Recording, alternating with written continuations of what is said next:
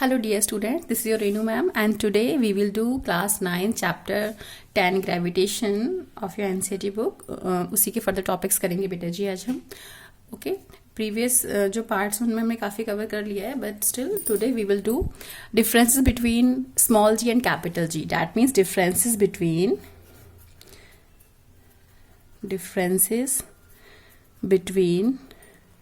acceleration due to gravity and universal gravitational constant. Universal gravitational constant. Okay तो बेटा जी आज हम इनके डिफरेंसेस के बारे में आपको बताएंगे कि इन दोनों के बीच में माने कि small ji and capital G इनके बीच में बेटा जी क्या क्या डिफरेंस होते हैं. Okay first of all I just want to tell you that हमेशा आप डिफरेंसेस को टैबुलर फॉर्म में ही लिखेंगे. ओके क्योंकि डिफरेंस मीन्स हम उन्हें कंपेयर कर रहे हैं. जो कंपेयर कर रहे हैं तो ऑब्वियसली डिफरेंस किस में आने चाहिए, टैबुलर फॉर्म में आने चाहिए. ठीक है, द फर्स्ट पॉइंट. अब स्मॉल जी कैपिटल जी में डिफरेंस आया तो बच्चों ने लिख दिया ma'am small G is acceleration due to gravity, capital G universal gravitational constant. तो ये चीज़ नहीं चलती. ओके प्रॉपरली आपको डिफाइन करना है, प्रॉपरली आपको उनके पॉइंट्स ऑफ डिफरेंस देने हैं. So here the first point is हमने यहाँ पे स्मॉल जी लिखा है. तो फर्स्ट पॉइंट हम स्मॉल जी का लिखने वाले हैं बेटा. स्मॉल जी क्या होता है बताया था जैसे मैंने आपको, acceleration due to gravity is defined as the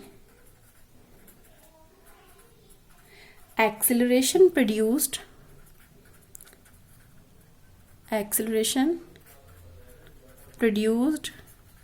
by a freely falling body. Freely falling body जो आपके पास में एक्सेलरेशन प्रोड्यूस करती है उसको हम बेटा जी एक्सेलरेशन ड्यू टू ग्रेविटी कहते हैं. ठीक है, और acceleration produced by a body when it is in state of free fall, both are same thing. तो आप कैसे भी वर्ड्स में उसको एक्सप्लेन कर सकते हो. मेन एसेंस ये है कि एक्सेलरेशन ड्यू टू ग्रेविटी जो है आपके पास में that is the acceleration produced bye freely falling body. कोई बॉडी अगर फ्री फॉल कर रही, सपोज ये मैंने लिया फ्री फॉल किया, अपने आप किया नीचे, सिर्फ ग्रेविटी इस पर लग रही थी, ऊपर से जब मैंने इसे छोड़ा तो सिर्फ ग्रेविटी लग रही है उस केस में, तो आपके पास में ये जो अपने आप जो गिरा था इसमें एक्सेलरेशन प्रोड्यूस्ड हो रही है, that is known to be acceleration due to gravity. ठीक है, कैपिटल जी की अगर हम बात करते हैं तो बेटा इसको कैसे डिफाइन करेंगे. It is defined as the कह सकते हो, और it is numerically equal to the, क्योंकि ये हमारे पास में फिक्स्ड वैल्यू है. It is numerically equal to the magnitude of gravitational force between two objects having unit masses separated by unit distance. माने बेटा जी इसको हम लोग इस तरीके से कह सकते हैं. देखो ना, G is equal to F होता है. कैसे, अगर आपके पास में M1 M2 both are equal to 1 kg माने यूनिट मास है, और डिस्टेंस क्या है बेटा जी आपके पास में, डिस्टेंस जो है r जो है वो भी आपका 1 मीटर है. क्योंकि हमें पता है F is equal to G M1 M2 by r² होता है. तो अगर M1 M2 r सबको अपने 1 पुट कर दिया है तो obviously G is equal to F हो जाएगा. तो ये हमारे पास में इसका सेकंड मतलब फर्स्ट पॉइंट हो गया किसका, कैपिटल जी का. ठीक है, तो ये फर्स्ट पॉइंट हो गया दोनों को. अच्छा, ये कोई कंपल्शन नहीं होता कि डिफरेंस में हमेशा डेफिनेशन लिखनी है. It's up to you. आपको अगर पॉइंट्स बाकी पॉइंट्स याद है बाकी पॉइंट्स लिखो, डिफरेंस याद है डेफिनेशन याद है डेफिनेशन लिख दो. लेकिन डेफिनेशन हम इसलिए लिखवा देते हैं क्योंकि फिर अलग से लिखवाने की आपको जरूरत नहीं पड़ती. ठीक है, तो डेफिनेशन अगर सिंपल पूछो define action due to gravity या डिफाइन यूनिवर्सल ग्रेविटेशनल कांस्टेंट तो बड़े ईजिली कर पाते हैं. तो हम इसलिए डिफरेंस में भी मैं हमेशा इसमें डेफिनेशन का फर्स्ट पॉइंट डाल देते हैं. तो बेटा जी स्मॉल जी का सेकंड पॉइंट की बात करते हैं. स्मॉल जी की जो वैल्यू होती है बेटा, ठीक है, स्मॉल जी की जो वैल्यू होती है ये आपके पास में पर्टिकुलर प्लेस पे तो फिक्स रहती है लेकिन प्लेस टू प्लेस वेरी करती है. फॉर एग्जांपल अगर आप दिल्ली में इसका वैल्यू फाइंड आउट करेंगे, आपका जो 11th क्लास में प्रैक्टिकल होता है, टॉपिक बेसिक में 9th करा रही हूँ बट स्टिल 11th में प्रैक्टिकल आपके पास में, to find out the value of g using simple pendulum. तो सिंपल पेंडुलम की हेल्प से आप जो ये स्मॉल जी का वैल्यू है एक्सेलरेशन ड्यू टू ग्रेविटी का वैल्यू निकाल सकते हैं। तो हम डेली में निकालते हैं 9.7 मीटर पर सेकंड स्क्वायर आता है। तो अलग अलग प्लेस पे नॉट ठीक है, इसको 9.8 मीटर पर सेकंड स्क्वायर कहा गया है, बट अलग अलग प्लेस पे फिर भी थोड़ा बहुत चेंज होता रहता है, ठीक है। जबकि जो कैपिटल जी की वैल्यू है ये क्या है बेटा जी, ये कॉन्स्टेंट होती है ईच एंड एवरी प्लेस पे, ठीक है। तो the value of small G is 9.8 metre per second square at the surface of earth. और यहाँ पे बात करें तो हम the value of capital G is 6.67 into 10⁻⁻11 Newton metre square per kg square. ये जो वैल्यू होती है ये बेटा क्या होती है, ये ईच एंड एवरी प्लेस पे यही होती है, ठीक है। थर्ड पॉइंट हम लिख सकते हैं, its value varies from place to place. बेटा स्मॉल जी की जो वैल्यू है वो प्लेस टू प्लेस वेरी करती है, चेंज होती रहती है। मतलब 9.8 ठीक है, सरफेस ऑफ अर्थ पे हम लेते हैं, एवरेज आउट वैल्यू है वो, बट स्टिल जगह अलग अलग प्लेस पर अलग होती है, थोड़ा बहुत चेंज होते ही, डिविजन होता ही है। लेकिन जो आपके पास में कैपिटल जी की वैल्यू है, ठीक है, कैपिटल जी की जो वैल्यू है, capital G it's value is fixed, ठीक है, और remains constant everywhere, remains constant everywhere, okay.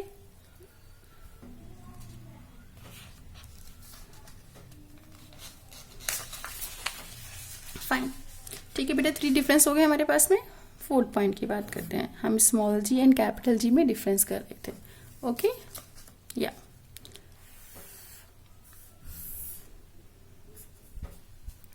Fine.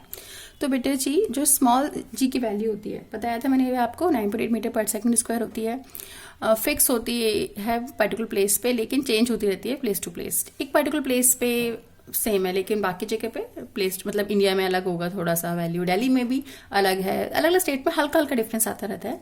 तो हम कहते हैं कि स्मॉल जी की वैल्यू जो है वो वेरी करती है प्लेस टू प्लेस, जबकि कैपिटल जी की वैल्यू जो है वो फिक्स्ड रहती है, ठीक है। स्मॉल जी में एक पॉइंट और आएगा बेटा, it can be zero. Small G जो होता है इट कैन बी जीरो। कहाँ पे जीरो होता है बताएंगे आप मुझे, कहाँ पे जीरो होता है ये, at the centre of earth. Centre of earth पे स्मॉल जी का वैल्यू जीरो होता है, at the centre of, sorry जी नहीं, at the centre of earth आएगा बेटू, ठीक है। At the centre of earth small जी का वैल्यू कितना होता है, जीरो होता है।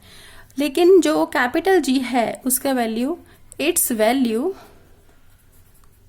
Can never be zero. इसका वैल्यू कभी भी जीरो हो ही नहीं सकता, क्यों, क्योंकि इसकी वैल्यू तो फिक्स्ड है, उसमें कोई चेंज नहीं आता है बेटा जी, ठीक है, उसमें कोई भी चेंज नहीं आता है। और कैपिटल जी जो है वो आपके पास में यूनिवर्सल ग्रेविटेशनल कांस्टेंट है, ओके। ये यूनिवर्सल कांस्टेंट का मतलब ये है कि आपके पास में चाहे आप किसी प्लैनेट पे चले जाओ, मून पे, किसी भी हेवनली बॉडी पे, तो कैपिटल जी की वैल्यू सेम रहने वाला है, जबकि स्मॉल जी का वैल्यू हमारे पास में क्या होता है, ये चेंज हो जाता है, ठीक है। अर्थ पे भी चेंज होता है अलग अलग प्लेस पे, तो ऑब्वियसली दूसरे प्लैनेट्स पे, दूसरे उस पे जाएंगे हम, अगर मून पे जाएं या कहीं भी किसी और हेवनली बॉडी पे जाएं तो वो वैल्यू चेंज होती है, ठीक है। तो I think 4 points are sufficient, ठीक है, इससे ज़्यादा की हमें कोई नीड नहीं है। तो 4 points of small ji and capital G are more than sufficient. अब बेटे जी बात करते हैं न्यूमेरिकल पोर्शन की, ठीक है। न्यूमेरिकल पोर्शन की जब बात करते हैं तो पहले हम याद रखेंगे, हमने इक्वेशंस ऑफ मोशन ना चैप्टर 8 में पढ़ा हुआ है ऑलरेडी, ठीक है।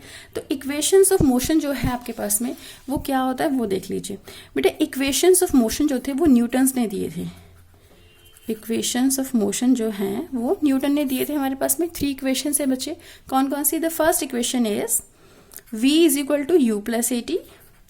सेकेंड होता है बेटा जी s is equal to u t plus half a t square.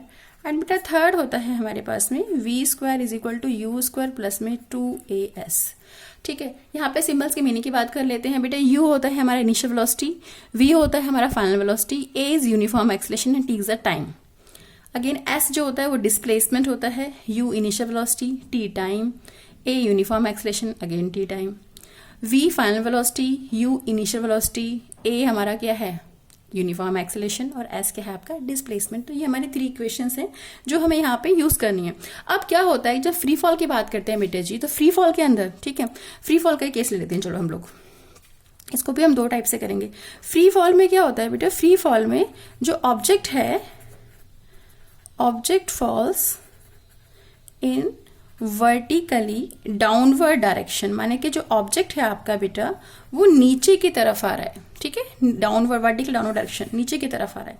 जब ऑब्जेक्ट नीचे की तरफ आ रहा है, ठीक है, और हमने सपोज करो ये मेरा ऑब्जेक्ट और ये फ्री फॉल में, मतलब कि मैं इसे छोड़ने वाली हूँ, मैंने जब इसे छोड़ा बेटा जी, से ऊपर से जब नीचे छोड़ रहे हैं, तो उस केस में क्या हो रहा है, उस केस में जब मैंने इसे छोड़ा, उस केस में इसकी इनिशियल वेलोसिटी कितना हो गया है, 0।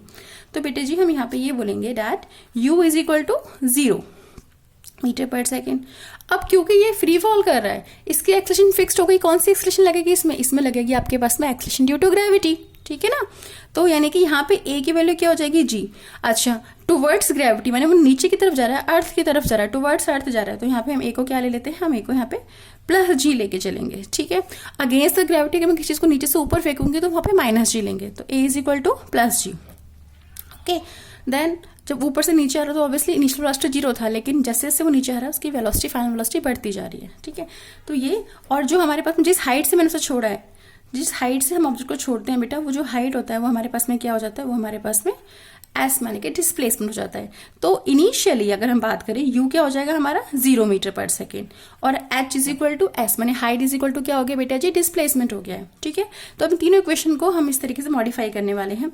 First equation v is equal to u plus a t है, तो क्या बन जाएगी बेटा, फर्स्ट इक्वेशन आपकी जो v is equal to u plus a t है, that will become v is equal to 0 plus ji T, माने कि हमारे पास इक्वेशन आ गई v is equal to G T. ये आपको न्यूमेरिकल सॉल्व करने में हेल्प करेगा, ठीक है। आप आइदर तो आप सीधे पुट कर देंगे फॉर्मूला, बाकी बेटर तो ये होगा कि पहले आप इक्वेशन लिखें, फिर उसमें कंडीशन लिखें कि हमारे पास में क्या क्या है, उसके बाद आप सब्स्टिट्यूट करके सॉल्व करेंगे, तो आपको समझने में भी ईजी रहेगा, आप भूलेंगे नहीं कभी भी। अदरवाइज फॉर्मूला तो कई बार भूल जाते हो, लेकिन बेसिक फॉर्मूला अगर लर्न है तो उसमें कंडीशन अप्लाई करने के बाद आप ईजिली सॉल्व कर पाएंगे। तो बेटा जी v is equal to 0 plus ji t होता है, माने v is equal to G T.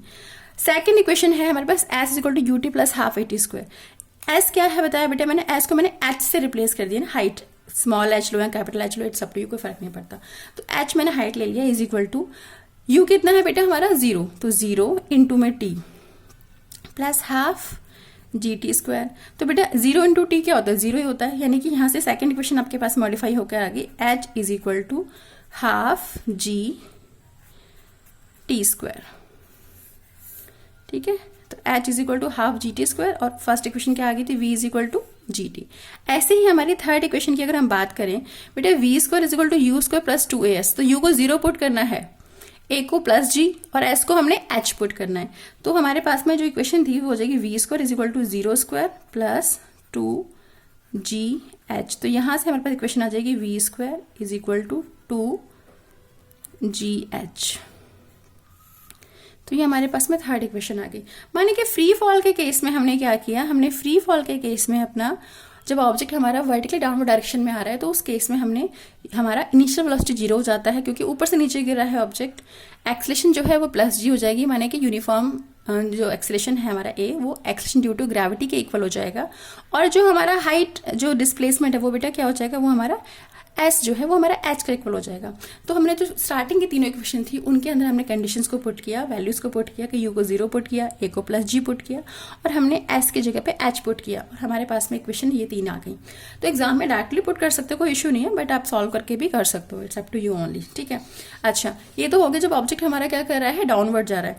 Now अब मैं केस ले लेती हूँ बच्चे कि जो ऑब्जेक्ट है, object is thrown in vertically upward direction, thrown in vertically upward direction।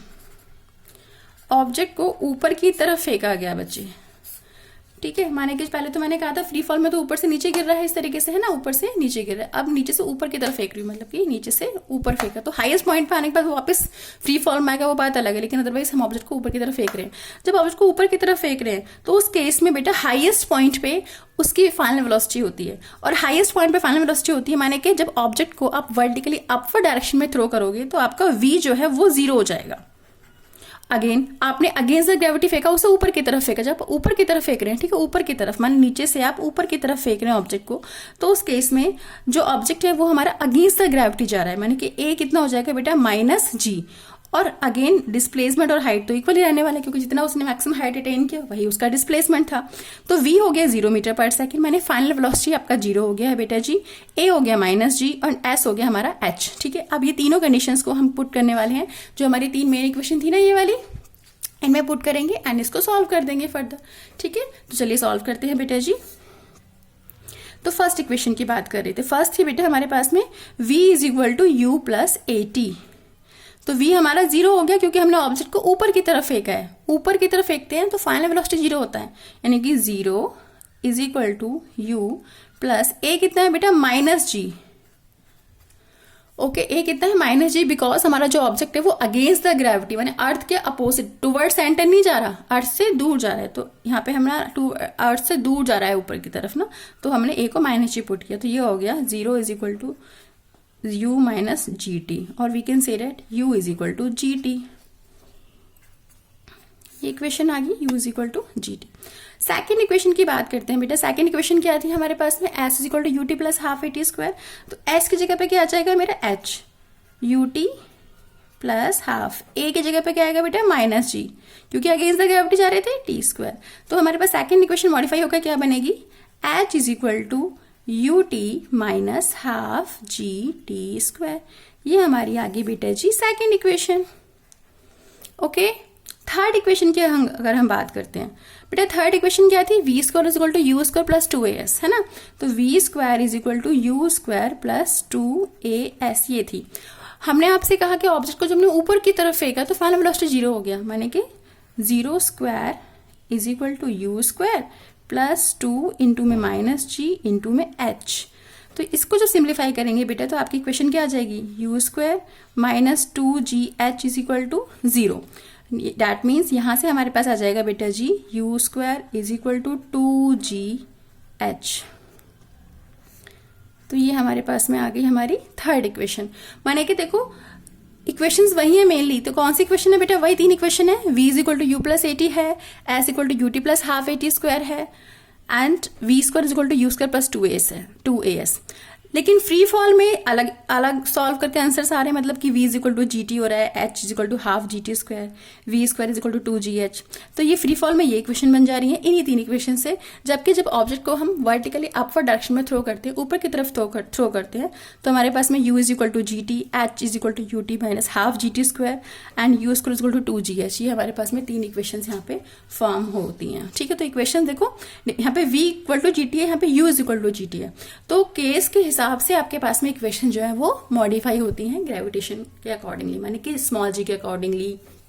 ठीक है, उसकी वजह से हमारे पास में ये इक्वेशन जो है वो मॉडिफाई होकर मिलती है। न्यूमेरिकल्स हम नेक्स्ट क्लास में करेंगे। ठीक है, टिल देन बाय।